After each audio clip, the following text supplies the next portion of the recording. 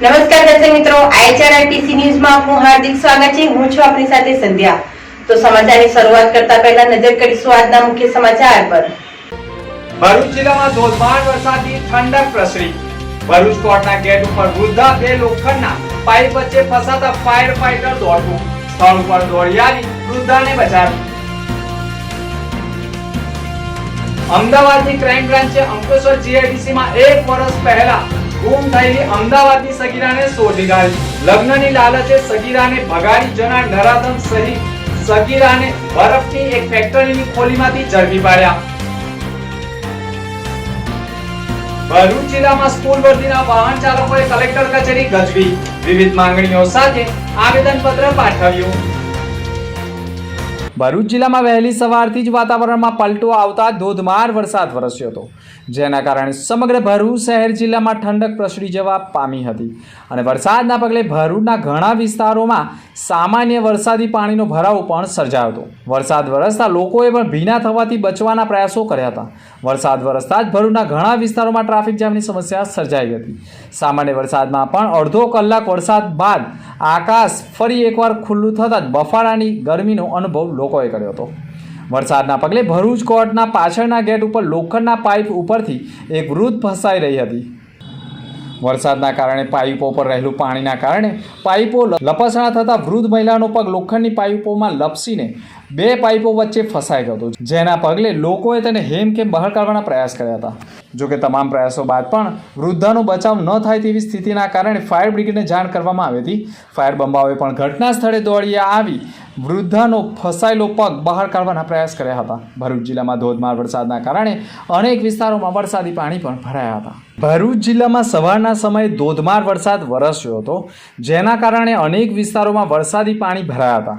ભરૂચ જિલ્લાના અંકલેશ્વર પ્રતિમ ચોકડી પાસે પણ જાહેર માર્ગ ઉપર જ વરસાદી પાણીનો ભરાવો થયો હતો।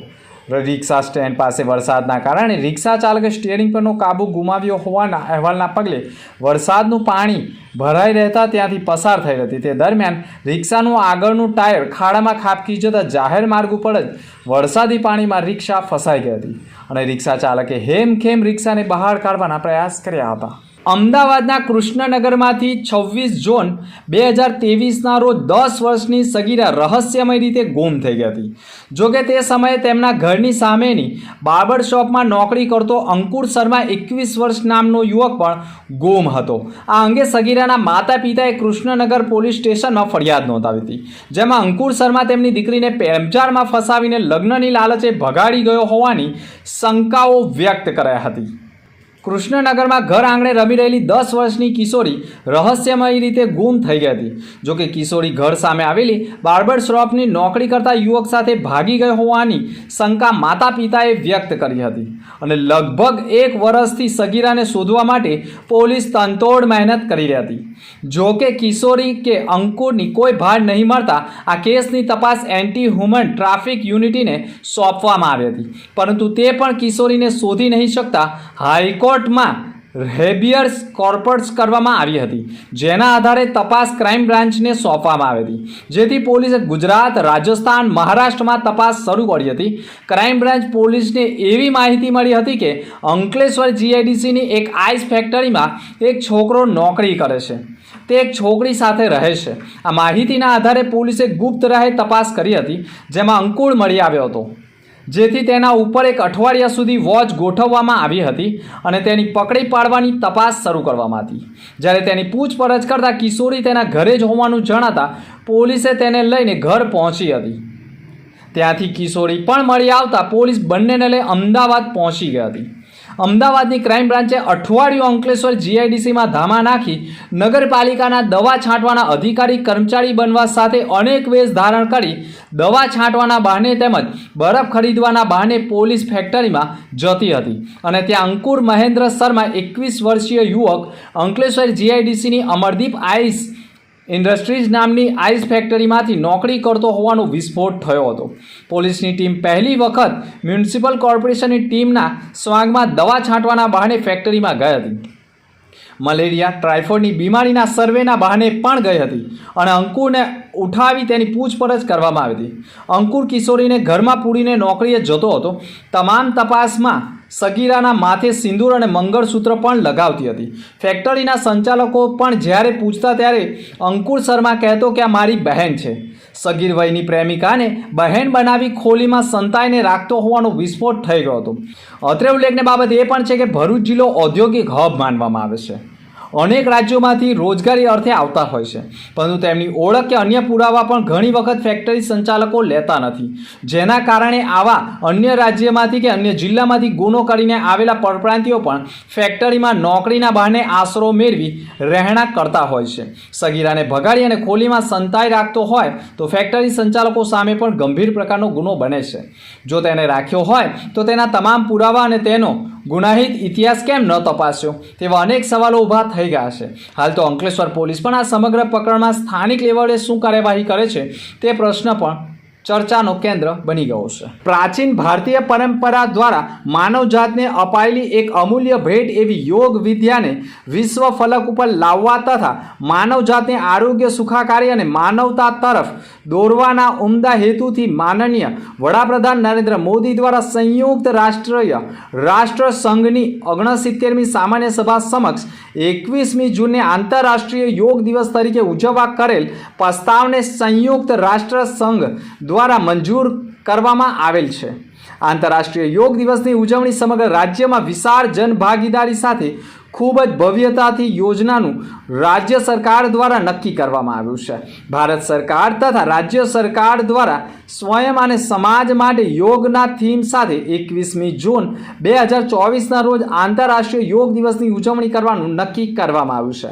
ચાલુ વર્ષે પણ 21મી જૂન 2024 10મા આંતરરાષ્ટ્રીય યોગ દિવસની ઉજવણી સમગ્ર રાજ્યમાં વિશાળ જનભાગીદારી સાથે કરવાની હોય. આ ઉજવણીના ભાગરૂપે મહાનગરપાલિકા, જિલ્લા, તાલુકા પંચાયત, નગરપાલિકા, ગ્રામ્ય વોર્ડ, શાળા, કોલેજ તથા અન્ય સંસ્થાઓ વગેરે તમામ કક્ષાએ યોગ દિવસની ઉજવણીના કાર્યક્રમો કરવાનું આયોજનના ભાગરૂપે ભરૂચ કલેક્ટર કચેરી ખાતે મહત્વની બેઠકનું આયોજન કરવામાં આવ્યું હતું. આપણે જાણીએ છીએ તે રીતે આંતરરાષ્ટ્રીય યોગ દિવસ 2024ની ઉજવણી 21મી જૂનના રોજ સમગ્ર દેશમાં થવાની છે ને એમાં ભરૂચમાં પણ થવાની છે. આપણે દર વખત જેમ આ વખતે પણ આયોજન એ પ્રકારે કરવાનું વિચાર્યું છે કે જ્યાં જિલ્લા કક્ષાના મેઇન ઇવેન્ટમાં વધારેમાં વધારે લોકો ભાગીદાર બની શકે એ પ્રકારનું થાય. એક આઇકોનિક પ્લેસ કબીરવડ, શુક્લતીર્થ એમની માટે આઇકોનિક પ્લેસ તરીકે પણ ત્યાં યોગા ડેનું ઉજવણી થાય, આંતરરાષ્ટ્રીય ડે ઓફ યોગાની. અને જિલ્લાની 4 નગરપાલિકાઓ ખાતે નગરપાલિકા લેવલના કાર્યક્રમ થાય અને બાકી તાલુકાઓમાં તાલુકા લેવલના કાર્યક્રમ થાય. અમારું જિલ્લા કક્ષાના અમારું આયોજન 2500થી શરૂ કરી અને લોકોને હજી મોબિલાઇઝ કરી અને વધારેમાં વધારે લોકોને એમાં જોડી શકાય જિલ્લા કક્ષામાં એ પ્રકારનું અમારું આયોજન છે. તમામ પ્રકારના કેમ્પ્સથી લઈને એ પ્રકારની અમારી ગ્રાઉન્ડ વર્ક શરૂ થઈ ગયું છે. અમે મીડિયાના મિત્રોને વિનંતી કરીશું કે ખૂબ વધારે ભરૂચના નાગરિકો આ ઉજવણીના ભાગ બને, ખૂબ વધારે લોકો યોગને પોતાના જીવનનો એક ભાગ બનાવે એ પ્રકારે મીડિયા અને આપણે તંત્ર સાથે રહીને આ દિવસે ઉજવીને પ્રયત્ન કરીએ. ભરૂચ જિલ્લાના સ્કૂલ વર્ધીના 300 વાહન ચાલકો કલેક્ટર કચેરી ખાતે પોતાની માંગણીની લેખિતમાં રજૂઆત કરી હતી.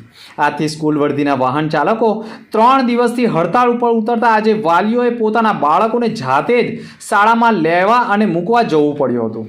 રાજકોટ અગ્નિકાંડ બાદ તંત્ર દ્વારા એકાએક સલામતીના પગલાં લેવામાં આવી રહ્યા છે.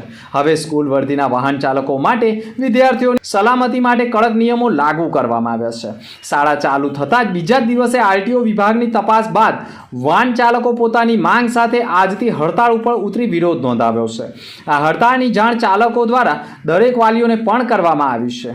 આજ રોજ જ વાહન ચાલકો એટલે કે કલેક્ટર કચેરી ખાતે પોતાની માંગણીઓ લેખિતમાં લઈ રજૂઆત કરવા દોડી આવ્યા હતા, જેના કારણે તેઓની હડતાળના પગલે ઘણા બાળકોને વાલીઓએ શાળાએ મૂકવા જવાની ફરજ પડી હતી. સરકારના નિયમો અનુસાર સ્કૂલમાં વાહનોને સેફટીના તમામ સાધનો મૂકવા સરકાર દ્વારા થોડા સમય આપવામાં આવ્યા હતા અને માંગ સાથે કલેક્ટરને રજૂઆત કરવામાં આવી છે. અત્રે ઉલ્લેખનીય છે કે સ્કૂલ વાહન ચાલકોએ 3 દિવસથી હડતાળ ઉપર ઉતરી જતા વાલીઓને ભારે હાલાકી ભોગવવી પડી રહી છે. ગુજરાત હાઈકોર્ટ દ્વારા રાજ્યમાં કુલ 80 જેટલી ફેમિલી કોર્ટ શરૂ કરવાનું આયોજન કરાયું છે, જે પૈકી એક ફેમિલી કોર્ટ ભરૂચ જિલ્લાના ઝઘડિયા ખાતે આજરોજ ઉદ્ઘાટન કરવામાં આવ્યું હતું. આ ફેમિલી કોર્ટનું ઉદ્ઘાટન ફેમિલી કોર્ટના નવનિયુક્ત જજ કુમારી કે.એચ. દોહરેના વરદ હસ્તે રિબિન કટિંગ કરીને કરવામાં આવ્યું હતું. ઝઘડિયા ખાતે ફેમિલી કોર્ટ શરૂ થતાં અને કોર્ટના હેતુ મુજબ ગરીબ અને મધ્યમ વર્ગની સ્ત્રીઓના અને બાળકોના ભરણ પોષણના તેમજ ગાર્ડિયનના પ્રશ્નોનું સમાધાનની વલણ અપનાવી ઝડપી અને ઘર બેઠા ન્યાય મળે તે હેતુસર ફેમિલી કોર્ટો શરૂ કરવામાં આવી છે. આ ફેમિલી કોર્ટમાં ઝઘડિયા, ભાલિયા, નેત્રંગ તાલુકાના કોર્ટમાં ચાલતા ભરણ પોષણના તેમજ ગાર્ડિયન વોર્ડ્સ એક્ટ હેઠળના કેસો આવરી લેવામાં આવેલ છે, જેમાંથી ઝઘડિયા, નેત્રંગ તાલુકાની ગરીબ અને અતિ ગરીબ એવી આદિવાસી તેમજ મધ્યમ વર્ગની સ્ત્રીઓને બાળકોને ઝડપી સરળતાથી ઘર બેઠા ન્યાય મળનાર છે. ઝઘડિયા ખાતે ફેમિલી કોર્ટ કાર્યરત થતાં જ આ વિસ્તારમાં રહેતી પ્રજામાં પણ આનંદ ફેલાઈ ગઈ છે. ઝઘડિયા ખાતે 10 કલાકે ફેમિલી કોર્ટના નવનિયુક્ત ફેમિલી જજ કુમારી કે.એચ. દોહરેના વરદ હસ્તે ઉદ્ઘાટન કરવામાં આવ્યું હતું. આ પ્રસંગે ઝઘડિયા પ્રિન્સિપાલ સિનિયર સિવિલ જજ અને એડિશનલ ચીફ જ્યુડિશિયલ મેજિસ્ટ્રેટ કુમારી એચ.એસ. પટેલ, ઝઘડિયાના જ્યુડિશિયલ ફક મેજિસ્ટ્રેટ કે.ટી. પટેલ તથા વકીલ મંડળના પ્રમુખ દક્ષેશભાઈ રાંદડિયા, ઝઘડિયા વકીલ મંડળના સિનિયર ધારાશાસ્ત્રીઓ ઉપસ્થિત રહ્યા હતા. નેત્રંગ તાલુકો અસ્તિત્વમાં આવ્યા બાદ રાજ્ય સરકાર કરોડો રૂપિયાના સામૂહિક આરોગ્ય કેન્દ્રનું નિર્માણ કરવામાં આવ્યું હતું, પરંતુ વર્ષોથી ડોક્ટર અને અપૂરતા સ્ટાફના અભાવે દર્દીઓને હાલાકીનો સામનો કરવો પડે છે. સામૂહિક આરોગ્ય કેન્દ્રમાં સોનોગ્રાફી, એક્સ-રે મશીન છે, પરંતુ તેને ઓપરેટ કરનાર ટેકનિશિયન કાયમી નથી. 3 ડોક્ટરની જગ્યા વર્ષોથી ખાલી પડી છે. એક ડોક્ટરના દર્દીઓની સારવાર કરાય છે. જાનહાની ઘટના સર્જાય તો સ્લીપરને પણ વાલિયા અંકલેશ્વરથી લાવવા અને મૂકવા જવું પડે છે, જેના કારણે કલાકો સુધી મૃતદેહ પણ રઝળતા રહે છે. તેવી રજૂઆત ડેડિયાપાડાના ધારાસભ્ય ચૈતર વસાવાને થતાં કોંગ્રેસના શેરખાન પઠાણ આપના કાર્યકરો સાથે નેત્રંગ સામૂહિક આરોગ્ય કેન્દ્રના મુખ્ય તબીબ સાથે દરેક વોર્ડ અને દર્દીની મુલાકાત કરી હતી. ધારાસભ્ય ચૈતર વસાવાએ કહ્યું હતું કે સામૂહિક આરોગ્ય કેન્દ્રમાં ડોક્ટર સ્ટાફ નહીં હોવાથી દર્દીઓને ભારે તકલીફોનો સામનો કરવો પડી રહ્યો છે. 3 ડોક્ટર સ્ટાફ ભરતી કરવા માટે સરકારમાં રજૂઆત કરશે અને ન્યાય નહીં મળે તો આંદોલનની ચીમકી પણ આપી દીધી છે. અંતમાં ફરી એક નજર આજના મુખ્ય સમાચાર પર. ભરૂચ જિલ્લામાં ધોધમાર વરસાદથી ઠંડક પ્રસરી. ભરૂચ કોર્ટના ગેટ ઉપર વૃદ્ધા 2 લોખંડના પાઇપ વચ્ચે ફસાતા ફાયર ફાઈટર દોડતું સ્થળ ઉપર દોડી આવી વૃદ્ધાને બચાવી. અમદાવાદની ક્રાઇમ બ્રાન્ચે અંકલેશ્વર જીઆઈડીસીમાં 1 વર્ષ પહેલા ગુમ થયેલી અમદાવાદની સગીરાને શોધી કાઢી. લગ્નની લાલચે સગીરાને ભગાડી જનાર નરાધમ સહિત સગીરાને બરફની એક ફેક્ટરીની ખોલીમાંથી ઝડપી પાડ્યા. ભરૂચ જિલ્લામાં સ્કૂલ વર્દીના વાહન ચાલકોએ કલેક્ટર કચેરી ગજવી. વિવિધ માંગણીઓ સાથે આવેદનપત્ર પાઠવ્યું. તો આ હતા અત્યાર સુધીના સમાચાર. નવા સમાચાર સાથે ફરી મળીશું. નમસ્કાર.